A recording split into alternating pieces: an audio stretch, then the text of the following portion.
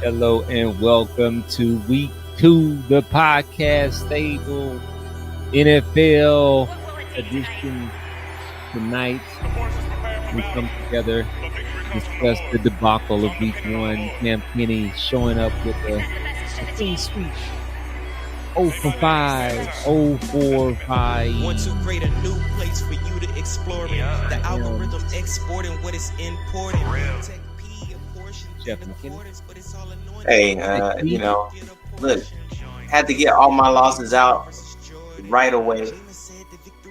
You know, it wasn't the best performance, but I'm gonna go through and explain each one because I think I had, the first one was the Cowboys versus the Eagles. Very winnable game. Hey man, hold on. Let's not jump into excuses. Let's not jump into excuses. No excuses. No. I'm giving the Eagles all their credit. Hey, CD catching passes. I might be 1-5. Detroit Lions versus Green Bay. I did say I do not trust Detroit at all, but Jordan Love fell back a little bit last year, so I couldn't pick them. And he showed me why you know what I'm saying? So shout out to Jordan Love, shout out to the Green Bay Packers. Detroit, I was right about you, and you proved me right and proved me wrong at the same time. So, double whammy.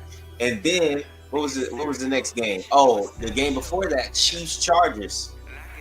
Shout out to Justin Herloss. He gotta win. He did it big.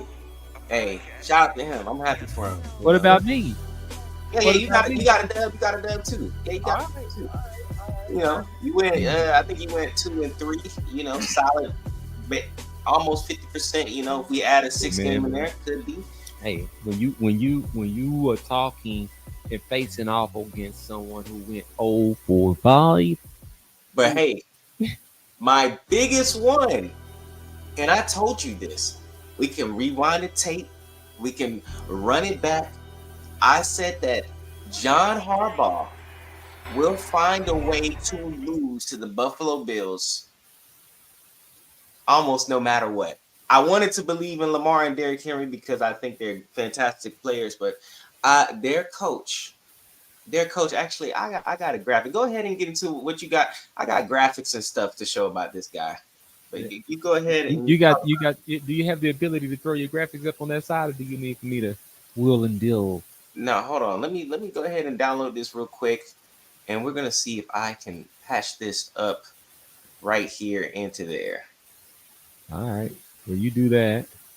I'm gonna work on getting ready to share a bit of screen here. And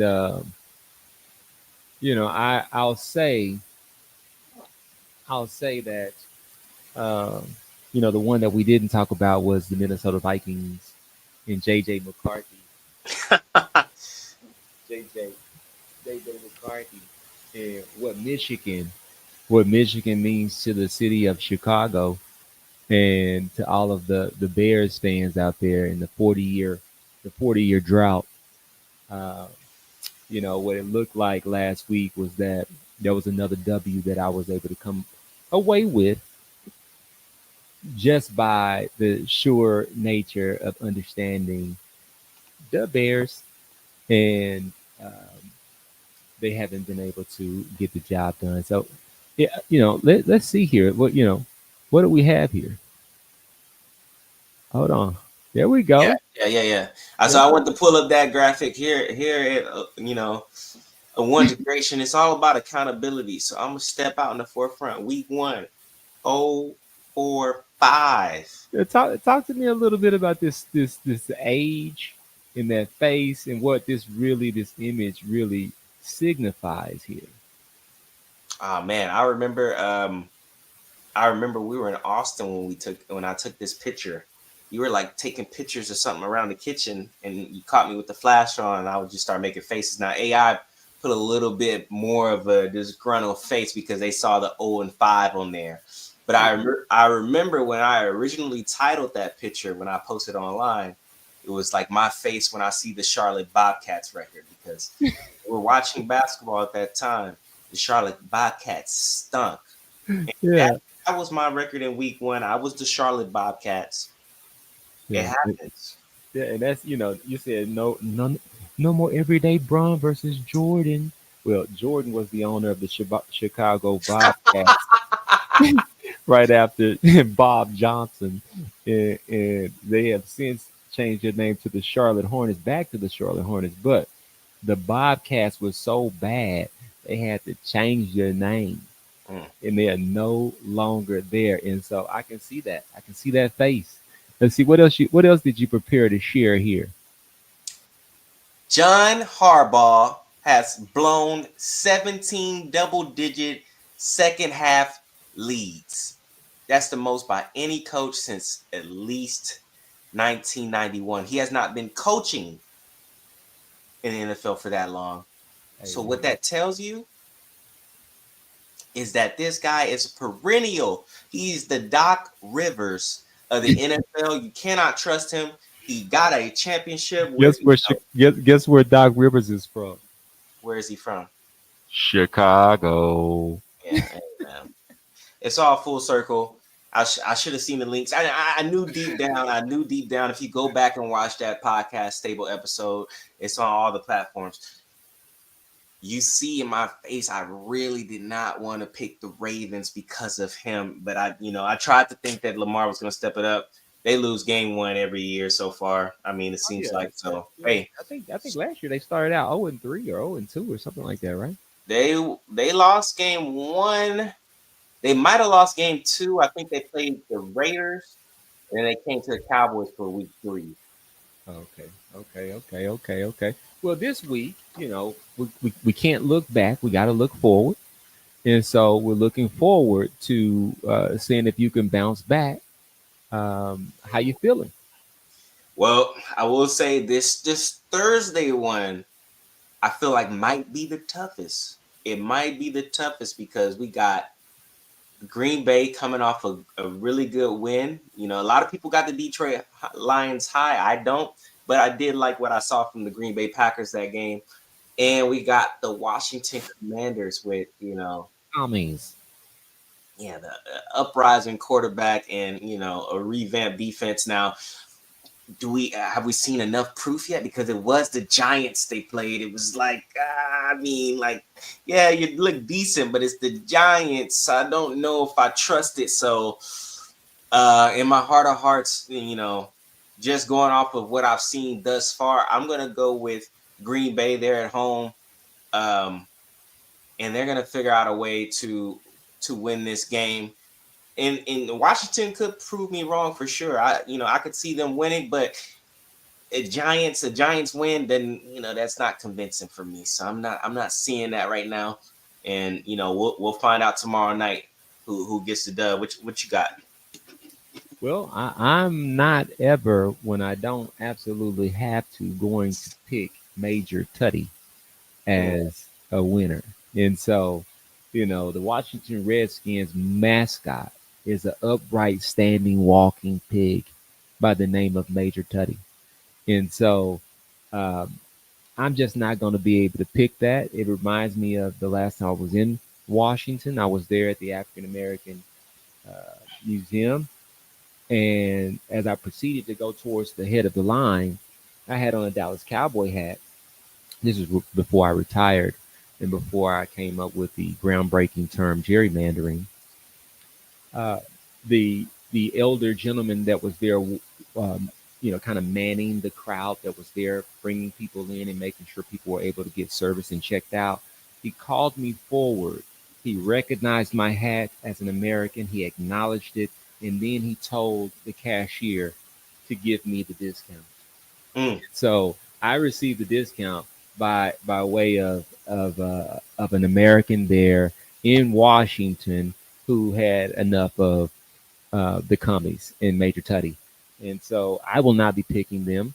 I think that Green Bay is they may be on to ramping themselves into a Super Bowl contender. They were able to do what they were able to do last week and that was with Micah Parsons. I'm gonna say he was probably at 60%. He didn't play much. I think he played pass rushing downs. He still was able to do a whole lot more than that pass rush was able to do there with Jerry in the Dallas Cowboys, and so I'm anticipating seeing more of that. So I'm gonna be going with Green Bay. Well, I will play Jerry's advocate for 1 second. His sack was in the late game when it was already way ahead. You know what I'm saying? It was kind of James Harden-esque, empty calorie, But I will say before that, I actually watched the game. He was getting good pressure and stuff like that too. So hopefully he's healing up. This is a short turnaround, 4 days. So hopefully he's out there and he's been healing up and he's ready to go. And they put on a good performance. And I guess we both got Green Bay. And you said Micah had how many sacks last week? I've seen him get one. He got one or two. I'm not counting. Any idea how many sacks the defense for the Dallas Cowboys had last week? I know they had the highest pressure rate on the quarterback. Any idea? Second highest, excuse me. Any idea around 40%. Huh? Any idea how many sacks? They probably didn't get no sacks. So the Dallas Cowboy defense is tied with Micah Parsons for one sack this NFL season. Right, but it's Jared Goff versus Jalen Hurts. Jared Goff is a statue. Hey, he's a statue. Jalen Hurts with no integrity in the back. Look, hey, you chop it up how you want to chop it up. That's cool. We gonna see as it plays out.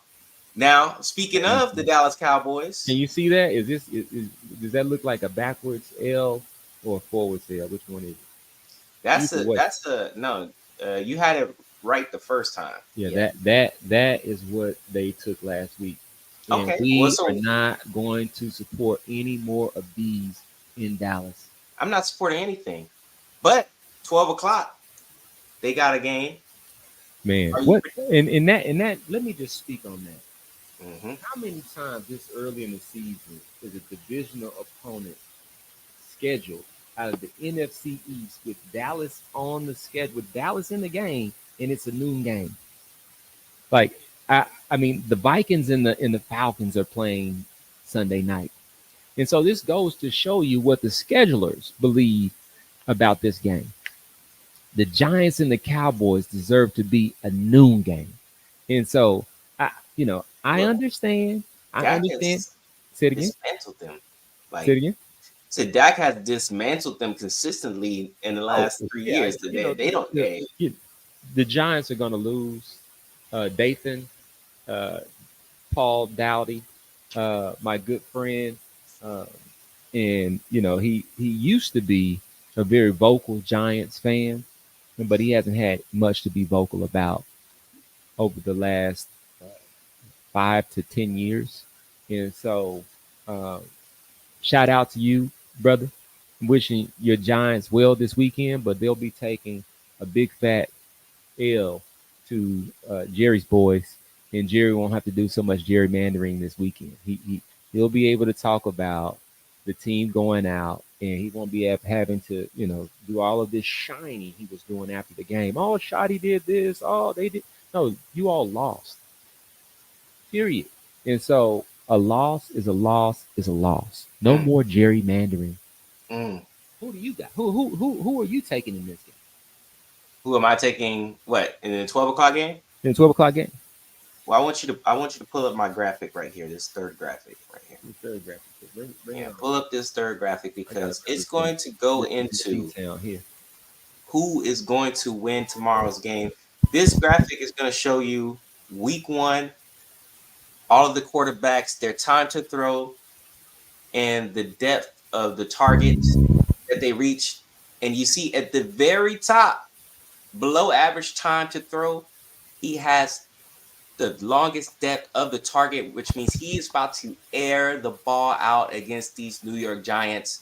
That was a better defense in Philadelphia. He's about to, start getting his MVP campaign ready. number 4. I'm expecting at least 4 tutties, 400 yards if they let him stay in the game, and he's going to throw a parade versus the they call them football giants, but they're just New York, really. Jackson Dart, you're on the clock. Yeah, hey, we'll see. Yeah, we'll see if we get a sack this week because we got Russell Wilson. He's a statue like Stafford. So if we start running up them sacks, don't say it's Russell Wilson because I tried to give you that argument with Jared Goff. So I tell you what, it won't. This Dallas Cowboy line, they were entertaining a man off the couch today here in Frisco, Texas. I hear that Jadeveon Clowney was in town, and so do what not got. sure how much gas he has left in the tank, but they need a shot in the arm. Who we got up next? Kam Kinney. Man, this game I want to touch on right here. The Bills versus the Jets. Now you might be saying, why the Jets? The Bills is probably gonna win. Like, they got the reigning MVP. He proved it on Sunday night. He did his thing, took care of the ball. But the Jets, quiet as kept, they played a very good game. I agree. Aaron Rodgers was able to come out with that W, but Justin Fields played a great game. Justin Fields played a great game, and I think the Steelers defense is probably better than the Bills defense. Division game as well. Man, I'm gonna take an upset. No offense, Bills fans. This is nothing against y'all, but I really liked what I saw from the Jets last week. There's gonna be some upsets coming up, and this is gonna be one of my first ones that I'm picking. I'm picking the Jets to somehow win against the Bills and create some competitiveness in that AFC East. Well, I'm gonna go. I'm gonna go with the Bills winning there against the Jets. I do believe that the Bills they did show some resilience in that game there, in that unbelievable comeback against Lamar Jackson. I do believe that the Jets do have a shot at winning, and I would love to pick them. However, we just haven't seen them put it all together yet, and so Not I do want to see it. My good friend, longtime friend Brian, is a Jets fan, and we stood out front and talked about the team and how they looked, and I'm pulling for them to win, but I just don't think this week is going to happen. It's not likely to happen. okay. Next up, we got Super Bowl rematch. Eagles at the Chiefs. Wow. Go ahead. You go first on this one. I don't know. This one's tough. Patrick, my homeboy, he came out and they really out there, and I believe they played in Brazil. Uh, they let Jim Harbaugh and Justin. What do you call them? Hair loss. Her loss. Her loss. He actually looked well. He actually looked really well again. Right. So, I respect what the Chargers did. I knew that Jim would have that team prepared, and I gotta say that Andy Reid will have the Chiefs prepared at home to not go 0-2, and so I'm gonna take the Chiefs in this 325 matchup. This week. Well, looks like we are disagreeing yet again. I am going to go with the Eagles I can't go with the Chiefs because my only reason to go with the Chiefs would be the same reason I went with them last week. It's because I feel like they get help sometimes. Look, the Eagles, they showed resilience last week, playing without arguably their best player at the defensive tackle position. And Jalen Hurts went out there, put on a show, and I think he could do it again. And this time, yeah, I don't know if they got the DBs over there like we have DBs. So I think AJ Brown, I think he turns up this game. Unless Jalen Hurts, turns the ball over, significantly. Now, look for them. They might suspend that. What's the defensive tackle's name? I can't remember the one that's that. No, they already handed down the penalty. Is it suspension? No, they said that his toss of week 1 was served as the suspension. Suspension. Well, yeah, the Chiefs definitely just lost. Then, I think this game it's in Arrowhead, but yeah, I'm gonna take the Eagles. They've already proved that they can dismantle the Chiefs last year in the Super Bowl. They kept it competitive the other year when the Chiefs were still a really solid team. And I don't see it right now from the Chiefs. They can go and prove me wrong. Go ahead and make me 0-5 again, Chiefs.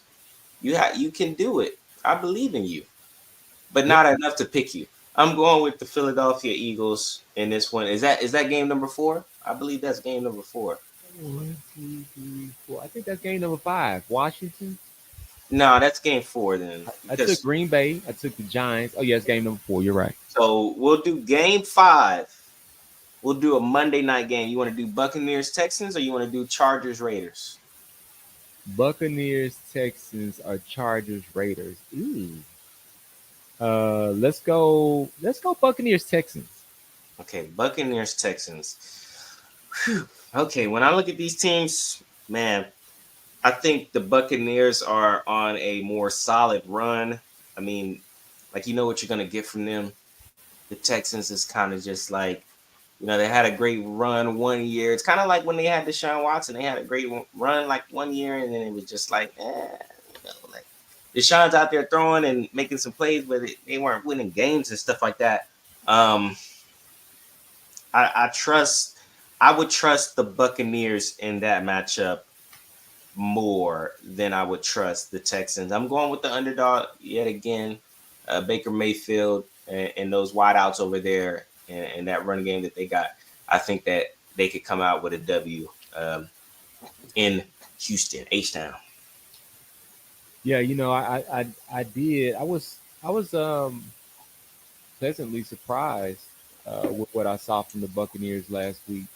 Um, I thought that they took last season. They were building upon that. I remember when Baker Mayfield was thought to be on his way out, but he looks like a real NFL quarterback Oh yeah. that'll be around for a while, um, and that can actually lead a group of men. And so I like what I saw from Baker, but I also am very hopeful to see CJ Stroud bounce back.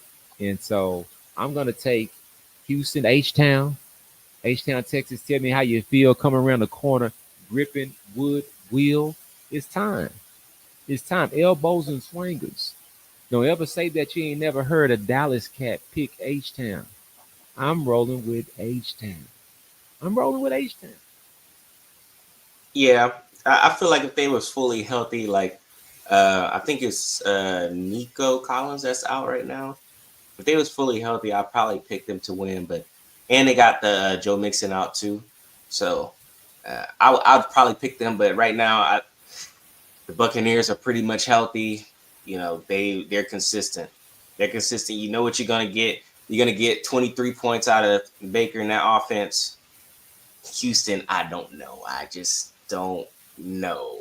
And hopefully, I'm not rooting against you when I do these picks. I'm never rooting against you. I'm just picking based off of my knowledge. Now, I was 0-5 the first week, so go ahead and fade me if you dare.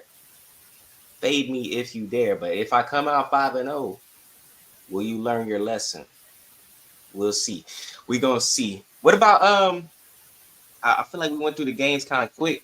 Do you have any like input on like maybe like way too early like contenders or way too early like MVP candidates or anything like that, or surprise stories? I did like that.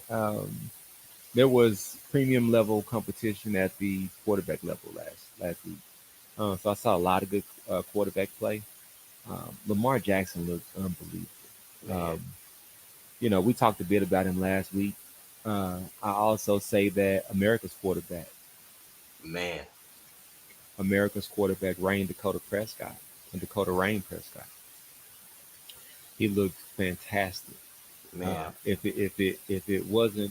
Um, if it wasn't for Jerry, um, if it was nah, if it wasn't for Jerry, and so nah. yeah, if it wasn't for Jerry, Jerry, Are you saying it wasn't for Jerry? Then what? then I would have some hope. Oh, okay, okay, okay, Yeah, okay. I would have some hope. Jerry is somehow another. I'm trying to figure out, like, for all these years, how he ends up talking after every game. And I know that's his position, and he's the owner, and that kind of thing. But Mhm. I just to get back on topic, um, I am looking to see Dak Prescott pull away with a big game this week. With a big game, he's not gonna have this many opportunities um, to do what I think he's gonna do this week this easily. I believe that the New York Giants are going to have to mail it in. They're mailing it in this season, and they're not going to be any good. They're not going to be any good. And, we won't hear much from Dathan Paul Dowdy. He won't be having much to say at all. And this week, what we're going to see is Dak Prescott. He's going to, instead of JJ this week, we're going Dak Prescott, who's going to be throwing the ball all around the field at noon against the New York Football Giants. Man, great way to wake up. I agree with you. Those were my, two of my standout. Those are my two favorite quarterbacks. I'll just preface with that. I will say, just based off of who won and who didn't win, I would say that Josh Allen and Jalen are, at least as far as quarterbacks, are my MVP favorites. But I agree with you too. Like Lamar, I feel like he played to the better game. His running back just happened to fumble, and honestly, I feel like he probably should have went to his coach and convinced him, like, hey, we need to go for it on fourth down right here. But other than that, he played great. And Dak, I mean, if you said if it weren't for Jerry, if for me, if it weren't for CD Lamb, the most drops since he's entered the league in 2020, if he does not drop one of the four balls, I'm not even talking about catch all of them. He does not drop one of the four balls. Dak is leading the MVP race. He beats the reigning champs on opening night with a pretty much flawless game. Pretty much flawless game. So If ifs and buts were candy and nuts, we'll all have a jolly good time. that's cool. But just based off of what I've seen and what I know that what he's gonna do to the New York Giants, I'm gonna put him right there on my MVP ladder too, behind those other two quarterbacks that won. And then I'm gonna put Lamar as well because we know what he could do. And then I'll say off the top of my head, I'll go Justin Herbert number 5 because he played a great game in Brazil. He really did. And I also want to make sure that we're able to share a bit of um, let's see here. We got to be able to show how we're going to stand up and how we're going to have a voice here in Dallas. And that starts with creating things that drive messaging into the subconsciousness. And so you've heard me speak of this term gerrymandering. What is gerrymandering? Well, let's look at the back of the shirt here. It says the art of reshaping success without winning, describing how the professional football team in Dallas continues to generate profit, attention, and influence despite decades without championships. And so when I read that, I can't really think of a better description. A better description. And so for all of those um, current Dallas Cowboy fans, all of those Americans who are tired of hearing Jerry talk without winning, and for those of us who are retired, we retired. We stepped away and we said, no longer can we subject ourselves to this. We have the gerrymandering week one cracked star T. And so we are not here to pretend as if um, success can be accomplished by losing in the playoffs and having the world's most valuable sports franchise that does not compete. And so that's the way that I want to make sure I use my voice. We're having some conversation talking about the games upcoming this weekend. I'm excited about that. But being from Dallas, we need to get our eyes back on winning games on the field. Winning games on the field. And so this week, I think we'll win some game. We'll win a game. It's the New York Football Giants, and so we'll end up 1-1, well on our way to 8-8, or on their way to 8-8. We'll see. We'll see if I'm wrong. However, I'm bracing for that. I'm bracing for that. And so Jerry has some draft picks in his pocket, and he and Will McClay and Jerry Mandarin Jr. and Steven and Charlotte, uh, they'll make some draft picks. They'll wait and overpay some players and do what they normally do, and we'll continue to talk about this until they can prove me wrong. Jerry Mandarin lives. Yeah, I just ordered mine. They actually just sent me an email, just shipped. So, Yeah, the orders are up. I don't know exactly how many we've sold so far, but get your copy. Get your how many different colors we have here. Let's actually go through it. Let me pull it back up. Let's see what it looks like. What does it look like in white? There it is. that's what I got right there. Gerrymandering on the sleeve. With We the have the O2G SPN on one sleeve here. This is and our I got the hat too. sports Yeah, branding, and then on the other side we have the O2G logo, Once Integration logo, and so um, pink. You know how I feel about pink, and so here it is. You guys go out and get your copy. We are not going to stand idle anymore and not have a voice. What else we got before we jump off? man, I don't know. I mean, we could talk about you got Steve Ballmer and the Clippers and Kawhi. Um, shoot, I don't know. We're kind of just in the beginning of the sports season right now, so Yeah, I'll touch on that really quickly. I think that all darkness comes to light, and so Steve Ballmer coming out of Silicon Valley, or shall I say, out of Seattle, Pac Northwest, there, growing up at Microsoft. He knows how to play in the gray area and be legitimately clean.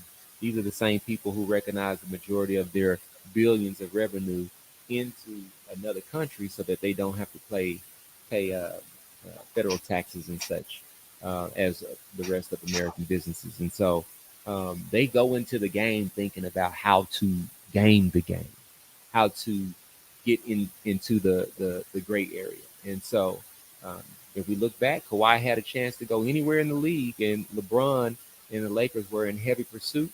And so, why not create a fake company and a fake opportunity to represent clean air and trees or whatever else was going on.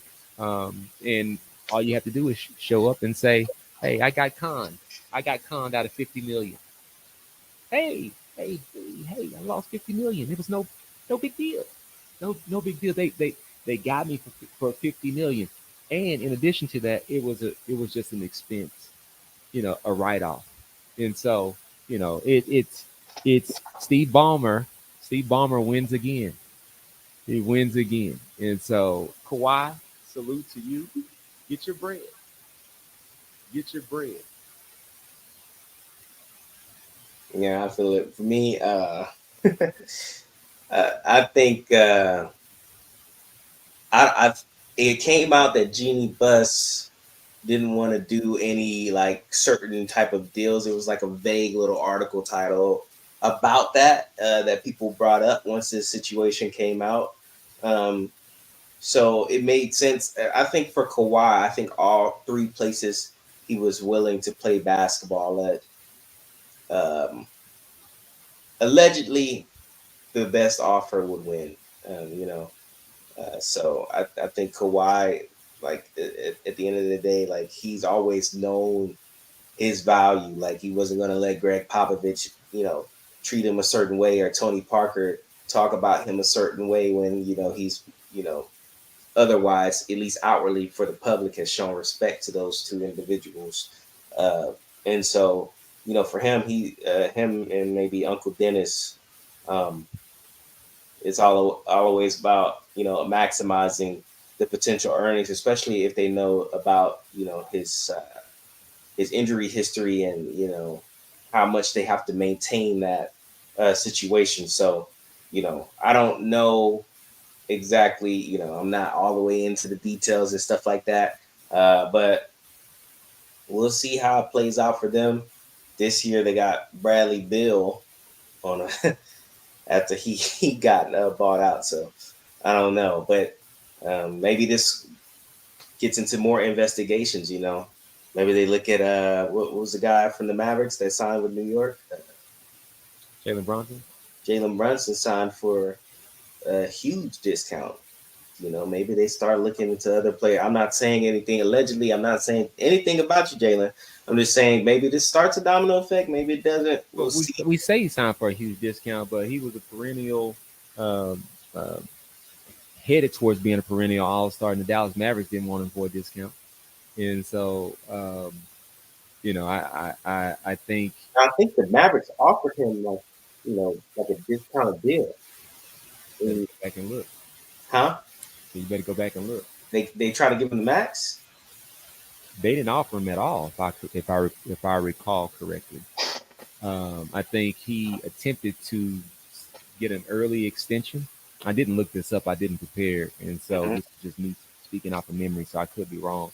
I do know that I did see the Dallas fans speaking about how the Dallas front office allowed for Jalen and other players to walk with no compensation, and those players would go on to play major roles uh, for other teams, and so um, it's worked out for Dallas up to this point, regardless of whether Jalen was here or not.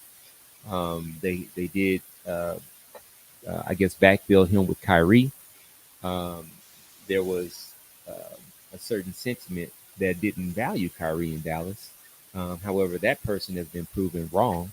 And so I think that Kyrie now at the helm, regardless of what anyone else thinks, they can't say it out loud.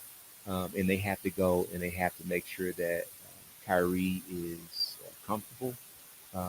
Because if Kyrie gets up or gets disgruntled, then there's going to be some eyebrows being raised for sure. And so I think Kyrie's firmly in the driver's seat.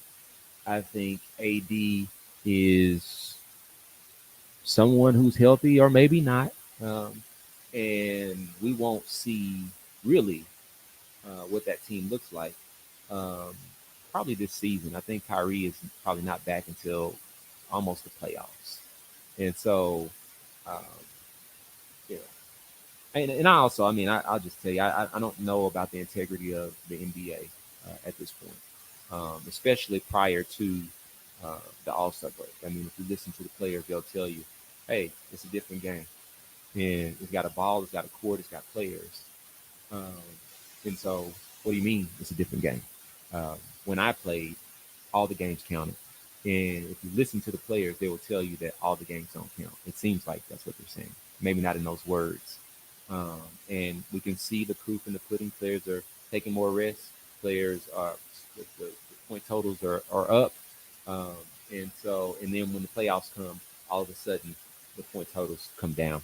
And so, I do think that it's turned more into a entertainment driven league and not necessarily uh, the competitive game that we grew up uh, watching people having to pay the price in a big game. And so I am looking forward to seeing how the NBA starts to drive competitiveness back into the earlier part of the season, or I just won't be watching. Yeah, for me, I won't be watching for the most part. I mean, those what you said was it's they try more. Or what were we saying? Something about before the All-Star break? It's a different game. That's what they say. Really, what it is, they're going through the motions before the All-Star break. Taking it easy, trying not to get injured, this, that, and the other. And then once they see what kind of positions they could be for as far as seeding is when they start trying after the All-Star break to make that final push, whether that's, trying to get out of the play-in or, position yourself to have that second seed so you don't have to see the fifth seed or something like that.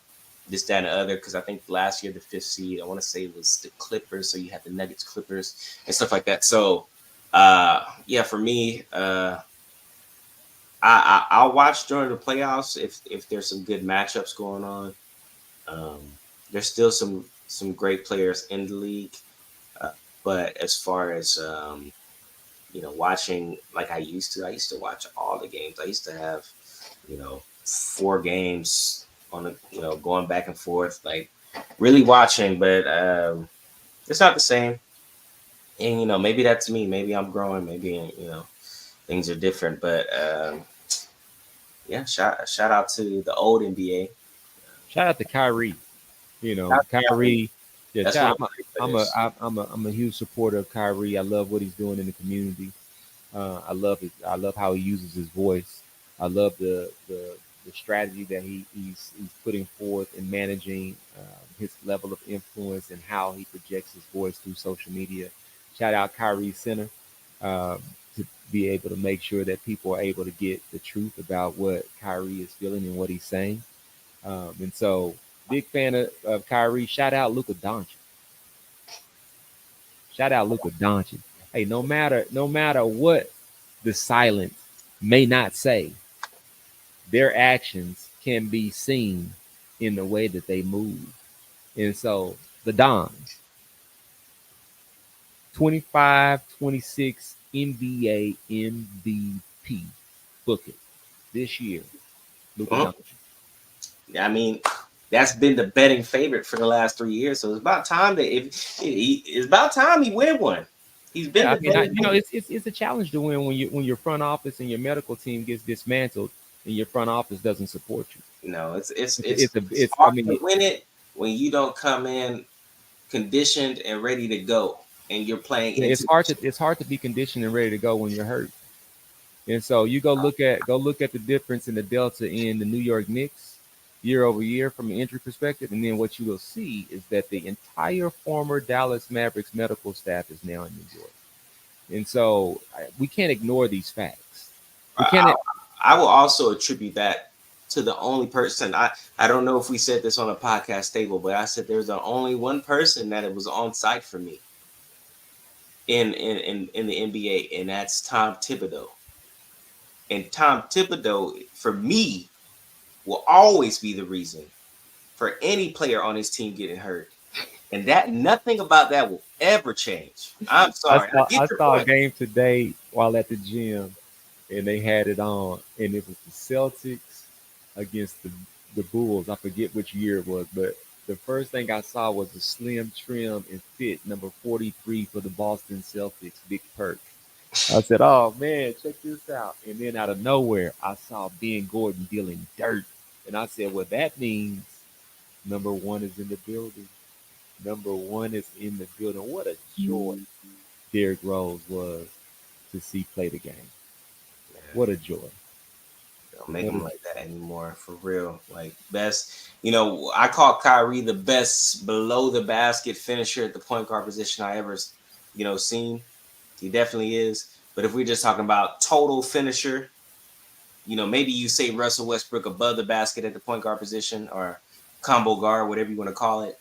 But total finishing, Derrick Rose could do it all. I'm I got talking one for about you. I got one for you that I believe goes right there with him. I'm talking about kiss it off the glass, I got I'm one talking for you about that I laying believe right goes in. I'm right talking with him. about one hop step. Steve Nash, boo. Hey, I got one that goes right with him. Who? And this guy's name was Franchise. Steve He was solid. He was Francis. He was nice. No, that was a gamer right out of Maryland. Hey, that dude right there, dog, Steve Franchise. I'm actually looking forward to the podcast stable and being able to talk hoops, not necessarily watch the game. I do want to bring this to an end. I think we got on record for our picks this week. Yeah. I think you can find us back here uh, Thursday halftime-ish, maybe a little bit later, depending on the flow of the game. We're going to be here. We're not going anywhere. We are here to make sure that we are bringing more.